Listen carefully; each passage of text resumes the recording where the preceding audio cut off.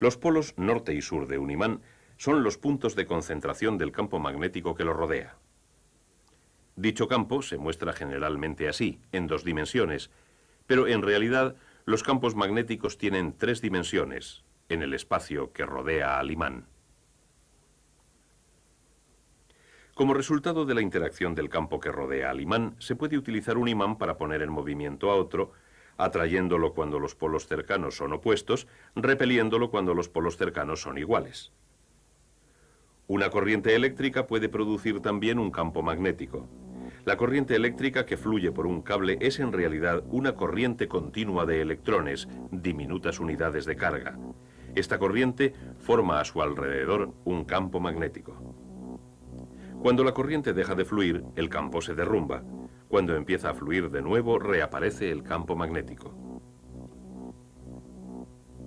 Y dos campos magnéticos interactuando pueden producir movimiento.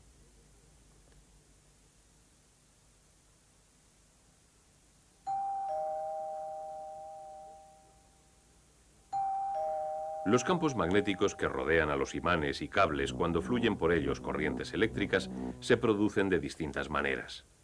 Cuando fluye la corriente por el cable, los electrones son impulsados de átomo en átomo. Cada electrón en movimiento produce un diminuto campo que se extiende a su alrededor. Si se extienden suficientes campos alrededor de suficientes electrones, aquellos se combinan para formar un campo mayor alrededor de todo cable. Un campo similar rodea al imán. También es la consecuencia de las cargas en movimiento, aunque el imán no lleve corriente. Helo aquí. Generalmente, cuando los electrones se desplazan en el núcleo del átomo, los campos que crean tienden a moverse en todas direcciones y se anulan entre sí. Pero los átomos de ciertas sustancias magnéticas desprenden varios campos. Estos campos pueden combinarse para formar un campo mayor alrededor de todo el imán. Este campo es igual al que se produce en un cable cuando lleva corriente. Tiene un polo norte y un polo sur. Y cuando los campos magnéticos interactúan, desprenden fuerzas que producen movimiento.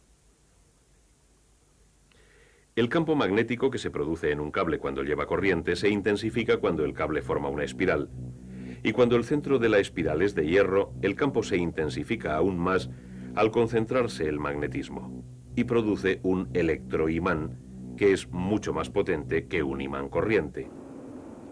Los electroimanes también son útiles porque se pueden encender y apagar. En los automóviles el motor se pone en marcha con una llave porque al girarla se completa el circuito y envía la corriente por el espiral.